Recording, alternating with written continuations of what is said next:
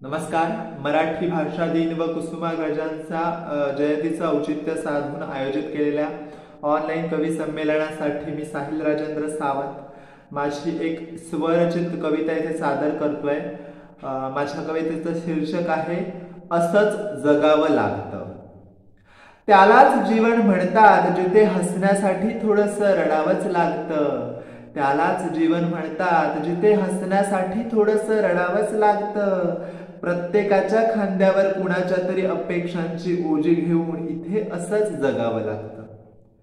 कुणाला तरी पुढे जाण्यासाठी कुणाला तरी मागे खेचावंच लागतं.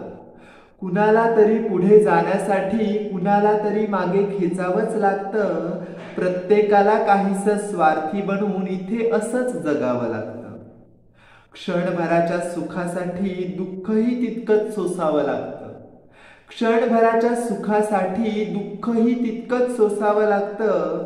केवळ आशेच्या झुल्यावर स्वार होऊन इथे असंच जगावं लागतं.